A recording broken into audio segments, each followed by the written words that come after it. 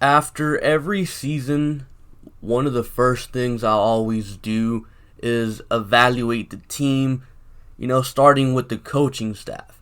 And as fun as it would be to give everyone an F, I like to be realistic with everything I do. So I'm not just gonna give everyone an F, as fun as that would be. That's just not the way I am. So I'm gonna be realistic with this. I'm gonna be fair and grade everyone accordingly, and then decide if we should move on from said coach or keep them around. Of course, there's some coaches on the coaching staff that are kind of just there, and for those coaches, I really don't care about them. They can stay, they can go. I don't really think they're adding much. And I mean, at the end of the day, you can have 50 coaches on your coaching staff. The amount of coaches you have, like, you can have as many as you want. Like, it don't count against the cap. So I really don't care about the amount of coaches that the Texans have. They have 20, they have 40 or 100. I don't really care about all these extra coaches like, TJ Yates, Brian Cushing, Akeem Dent. I don't really care about those guys. I really care about the main guys, like the wide receiver coach, the head coach, the running backs coach, secondary coach, and those type of guys. I don't really care about assistant wide receiver coach and stuff like that. Like those guys are kind of just there to, like, I guess, train them to eventually maybe take over, trying to get them an entry level job into coaching in the NFL. So I don't really care about those guys. So no, let's just get into this, and we're gonna start off with Bill O'Brien, head coach himself. It starts with him, and I'm gonna go ahead and give him a C. Now, like I said, as fun as it would be to give him an F, I said I was gonna be fair, so I am giving him a C. Now, why does he get a C? Well, we got to the playoffs. He had some pretty good games that he called, the Chargers game, the Jaguars game in London, the Chiefs game, the Patriots game. Those were like beautifully executed game plan games. I guess even the Falcons game too. So he did his job sometimes, but then he had games like the Kansas City playoff game, the first half of the Bills game, Denver game, Carolina game, especially the Carolina game. I mean, come on. So you definitely had that, and I feel like overall you get to see because we're right where we were last year, and the year before that, and the year before that, and the year before that, and the year before that. So we're in the same exact spot. Like, we're not making any improvements, but we're also not getting worse. Now, to answer, a question that I'm pretty sure many of you are going to ask, do I think the Texans should fire Bill O'Brien? My answer to that is yes. I think it is time to move on from Bill O'Brien. Now, don't get me wrong. I know a lot of you guys seem to think that, Bill O'Brien is the devil. Bill O'Brien is Hugh Jackson 2.0. That is not me. Just because I don't think Bill O'Brien is bad doesn't mean I think Bill O'Brien should stay. I think Bill O'Brien's a good coach, but good isn't good enough. I think we need great. We need to go from good to great. We can't stay here where we're at, because I feel like we've seen the ceiling of this team with Bill O'Brien, and that's, a good, decent regular season, going into the playoffs, and then losing in the first or second round. I mean, if we keep Bill O'Brien, which we are, I can already tell you how the next season's going to end. We're going to go 11-5, 12-4 if we're lucky, and we're going to get bounced out in the first or second round of the playoffs. That's how the story ends. So, I know a lot of you guys want Bill O'Brien gone. Here's some advice for you. Next season, when Bill O'Brien is still coaching on the sidelines, just enjoy the regular season. Enjoy it because there's only like 5 months of football. So enjoy the regular season while you still can. Enjoy the wins because there will be wins next season in the regular season. And then brace yourself for the postseason meltdown. Don't get your hopes up. Just expect the expected. What we're all expecting, you know? So, yeah. Next guy, Romeo Crennel. I'm giving Crennel a D, and Crennel has to be fired. He has to go, man. Like, the game has clearly passed him by. It's so obvious, and the reason why he doesn't get an F is because he did have some pretty good games. Like, for example, the first Jaguars game, we only allowed 10, 11 points. The Carolina game, we allowed 16 points, and if J.J. Watt gets that sack on Kyle Allen, it's 13 points. The second Jaguars game in London, and then that Patriots game. That Patriots game where, the Texans defense, completely shut out the Patriots. I mean, yeah, the Patriots aren't the same Patriots, but still, man, Tom Brady, no matter how good our defense was, I think of 2012, 2016, no matter how good our defense was, Tom Brady always tore it up. Didn't matter who he had out there, he would always tear it up. But this year, Crennel had his guys ready for the Patriots. But, again, 51 points to Kansas City in the playoffs most recently. He let Drew Lock tear him up, a rookie.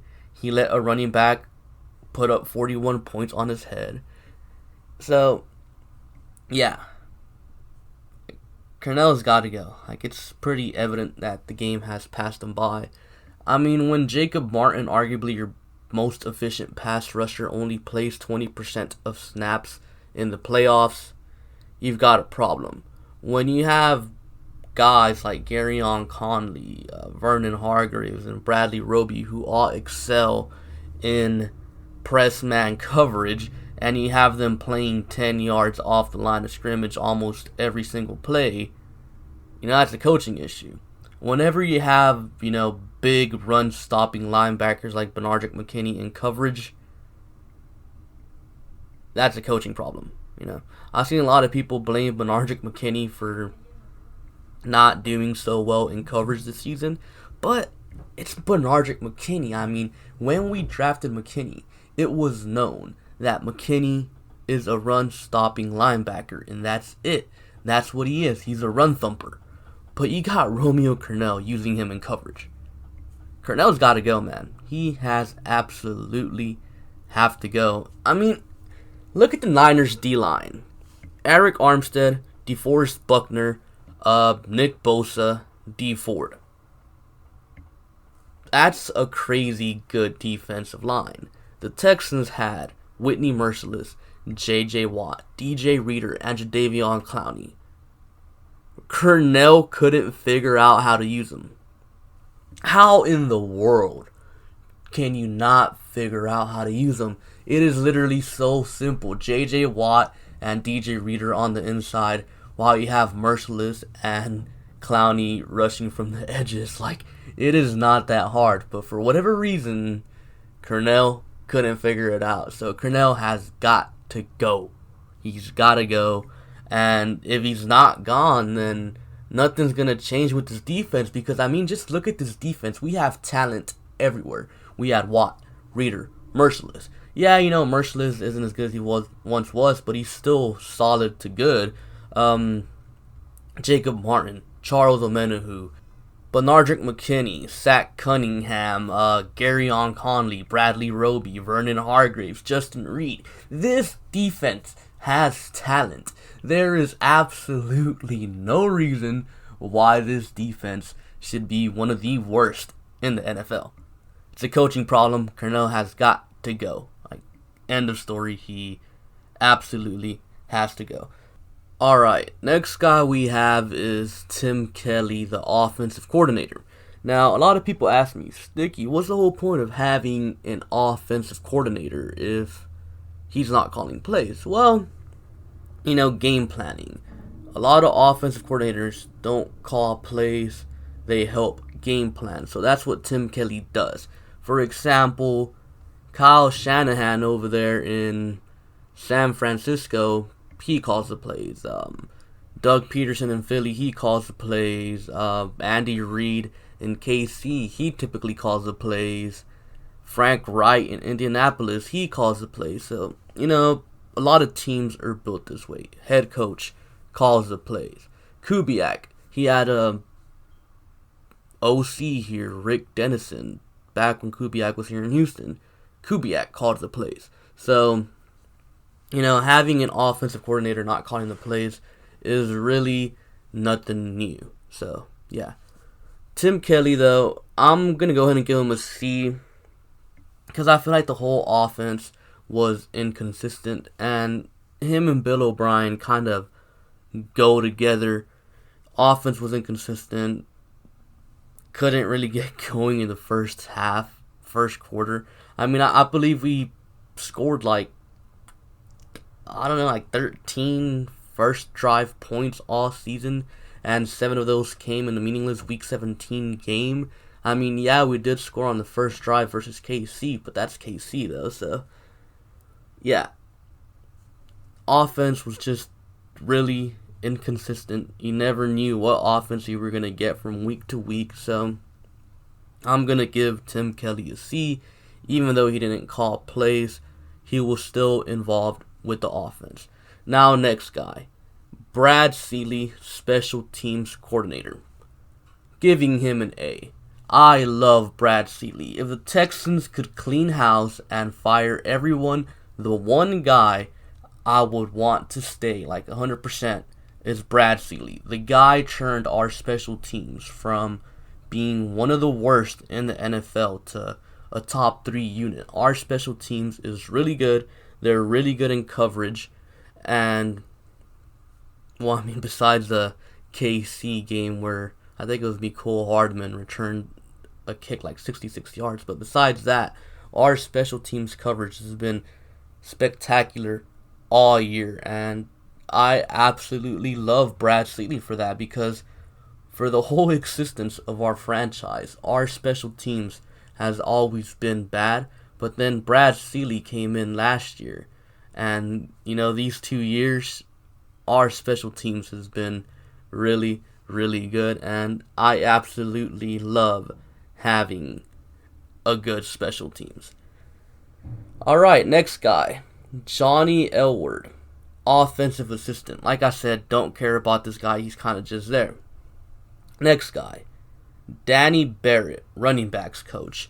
I'm going to give him a B. And I think he did a good job. I mean, Duke Johnson came in, preseason week 3, and Carlos Hyde came in a few days before the regular season. So, hey man, he got his guys ready to go before the season started. Carlos Hyde had a good season, Duke Johnson had a good season, and you got to give credit to the position coach, because Bill O'Brien isn't the one that's there individually with every single player. It's the running backs coach, and I feel like Danny Barrett did a good job with Carlos Hyde and Duke Johnson, and I think he deserves to stay. Alright, next guy, Brian Cushing, assistant strength and conditioning. It's Brian Cushing, so he gets an A no matter what. Next guy, Akeem Dent, defensive assistant. Like I said, don't care about him. He's kind of just there. Next guy, Mike Devlin, offensive line coach. I'm giving him a C. O-line improved tremendously, but I do feel like the O-line struggled in, picking up stunts and stuff on certain occasions, like Carolina game, the Buffalo Bills game. So the O-line has to improve there. Now, I do know that Deshaun Watson still took a bunch of sacks this year, but a lot of you guys need to understand, that is who Deshaun Watson is. He takes sacks because he wants to go to the big play. I think at this point, that's where we're at right now. But Deshaun Watson has way more time to throw now, thanks to Laramie Tunsil, Max Sharping, Nick Martin improving, Titus Howard, even though he only played like 8 games this season, probably even less. But I feel like Mike Devlin definitely exceeded my expectations. I remember when we drafted Titus Howard, I was pissed because Titus Howard was considered a development project, and we had Mike Devlin, so I was like, yeah, this can't end well, but hey, Mike Devlin proved me wrong, and the O-line actually did improve, and Titus Howard and Max Sharping, 2 rookies, actually performed well. But you can definitely get better than Mike Devlin, but we've seen Mike Devlin at his worst. Maybe all he needed was actual talent, so who knows. And the next guys are just, the Texans strength and conditioning coaches, 3 of them. I'm going to go ahead and give them a C.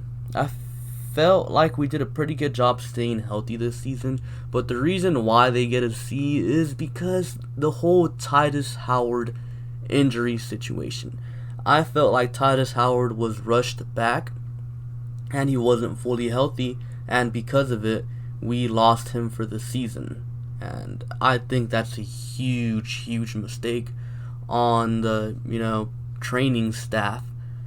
And they should have told Bill O'Brien, hey, he's not ready. But, I mean, it's up to them. They let Titus Howard go.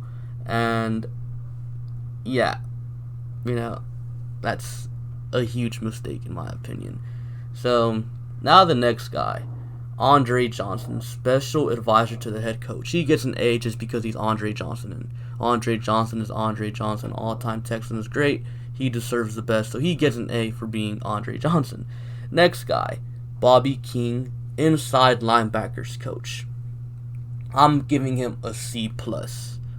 Why? Well, I think he did good in developing Zach Cunningham. I feel like Zach Cunningham had a really good year, kind of a breakout year. The dude was everywhere doing everything. He was just spectacular, especially down the stretch towards the end of the season. But the reason why he gets a C+ instead of an A is because Benardrick McKinney over there. I felt like McKinney had a pretty bad season. I felt like McKinney was like sluggish. And yes, we talked about this earlier, with the Romeo Crennel thing. Crennel not putting McKinney in position to succeed.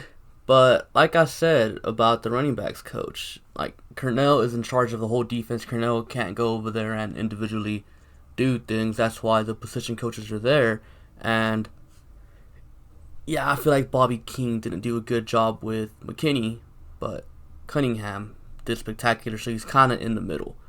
Next guy, Will Lawing, tight ends coach. I give him a B because I do feel like the tight ends took a huge step forward this year. Jordan Akins did some good things, and especially Darren Fell. So I feel like the tight ends did good this year. And now the next 2 guys, secondary coaches, Anthony Midget and DeAnthony Lynn. I am giving them D's, even though, individually, Roby, Conley, Hargraves, Justin Reed, Deshaun Gibson, even though individually they did good, as a whole unit, they didn't really perform that well. Now, you could blame the pass rush, but, secondary, you had guys wide open, like, everywhere. So, yeah, I think the secondary coaches deserve some blame here. Next guy, Matt O'Donnell, just the defensive assistant. Like I said, I don't really care about these extra guys. Next guy, John Pagano, outside linebackers coach / senior defensive assistant. I am giving him a B because Merciless was pretty decent this year. And then he had Jacob Martin, a young player who I think is going to have a great future in the NFL. And then you have Brendan Scarlett. Tubby can't pass rush, but he's a pretty good run stopper, decent run stopper. Next guy, John Perry, wide receivers coach. He gets an F. Now look, I understand D-Hop is amazing. Fuller is good when he's out there. Kenny Stills did some good things for us. But the reason why John Perry gets an F is because of one guy. one guy that we all had very high expectations for, and that is Kiki QT. Kiki QT was supposed to be our slot receiver of the future, but for whatever reason, this year, Kiki just couldn't figure it out. Now, I know a lot of you guys are going to blame Bill O'Brien. Oh, he's in Bill O'Brien's doghouse. Well, for the first time, I agree with O'Brien. Foreman, I was a little bit upset. Jalen Strong, I was upset. Everyone that's been on or in Bill O'Brien's doghouse, I've been kind of pissed about it. DJ Swearinger, another guy, because I like those guys. But Kiki, it's justified. When he's out there, he's running wrong routes. He's out there in the same spot as DeAndre Hopkins or other receivers at other points. The dude is fumbling the ball, dropping easy completions. The dude just was not right this season. And like I said, O'Brien is in charge of the whole offense. Not only that, the whole front office now too. So Bill O'Brien does not have time to be over there and worrying about Kiki QT. That's up to the wide receiver coach. And I feel like the wide receiver coach really failed Kiki QT. Like, how is Kiki going to go from being a really good player, even though he played like a few games, a really good player his rookie year, to being this complete garbage player? In my opinion, I think Kiki QT lost his confidence, and it was up to John Perry to, get him back into the swing of things. But John Perry failed Kiki QT, and for that, he deserves an F, and for that reason, I feel like he should be fired. Next guy, Carl Smith, quarterback's coach. I'm giving him a C because although Deshaun Watson did get better in some places this year, I feel like Deshaun was too inconsistent. You had games where Deshaun did amazing, Atlanta, Kansas City, the Chargers, the second Jaguars game, New England, the second half of the Bills game, the Chiefs game, the playoff Chiefs game. And then you had games where Deshaun was like trash, like the Ravens game, Panthers game, the first Jaguars game. Games like that. Like, an elite quarterback does not have as many bad games as Deshaun Watson. Now, with the track record that Carl Smith has, I do think they should keep him around at least one more year. So, I'm giving him a C though. Next guy, Tracy Smith, assistant special teams coordinator. I am giving him an A because I love our special teams. And next guy, Anthony Weaver, defensive line coach. I'm giving him a B because I feel like we have a bunch of good defensive linemen. The reason why it's not an A is because they lack in the pass rush department. We have a bunch of run-stopping tubbies, but we don't have pass rushers. And I feel like Anthony Weaver should definitely take some blame there. He should work more on developing these young players in the pass rush department. Like I said, run-stopping, they're good. Brandon Dunn, Angelo Blackson, DJ Reader, even Carlos Watkins to some extent. Pretty good at stopping the run, but they provide no help in the pass rush department. So that's why I think Anthony Weaver gets a B. And the last guy, TJ Yates, like I said, don't care about these extra coaches. They're kind of just there, I guess. And yeah, overall, I think our coaching staff needs a little bit of help. Romeo Crennel has got to go. I feel like we can definitely upgrade over Mike Devlin. Our wide receivers coach has got to go. And we got to redo our whole secondary department. So I do feel like we need some changes within our coaching staff. Now, obviously, the best choice would be fire Bill O'Brien. That would be the easiest solution. And if we do fire Bill O'Brien, I would want Eric Bieniemy. But at this point, I've accepted that the Texans are not going to fire Bill O'Brien. So the best thing that the Texans could do is sit Bill O'Brien down and be like, look, fire Romeo Crennel, get Tim Kelly or hire someone else to call the plays for you, and we'll get you a GM. I think that is the best thing that the Texans could do. next to firing Bill O'Brien. But since that's not going to happen, the next best thing would be to do that. Like, Bill O'Brien, he just cannot have full control of everything. Like, it's too much on his plate. And I know some people are going to say, well, Bill O'Brien doesn't want to give up his play calling duties. BS, because when Bill O'Brien first got here, 2014, O'Brien called the plays. But in 2015, O'Brien let George Godsey call the plays. I remember George Godsey, that bald guy that sucked that play calling? Yeah, he was calling plays. Bill O'Brien let him, so there is clearly no issue with Bill O'Brien letting someone else call plays because he's done it before here in Houston. So maybe Tim Kelly gets an opportunity to call plays next season. Maybe he brings in someone else. But in my opinion, that is the only way the Texans will get better. Fire Cornell, get a different play caller, get a GM so O'Brien can just focus on being the head coach. That's it. If O'Brien can just be a head coach, then maybe we have a chance at improving, because I do think O'Brien can be a good head coach. I mean, the players love him, dude. Like, if the players love him, then, I mean, it is what it is. And maybe he is a good coach. He just needs to not have everything on his plate, There's just too much for him to do. But that's just my opinion on the coaching staff. Comment down below your own opinion on the coaching staff. And yeah, be sure to like and subscribe. Thank you for watching, and I'll catch you guys later. Peace.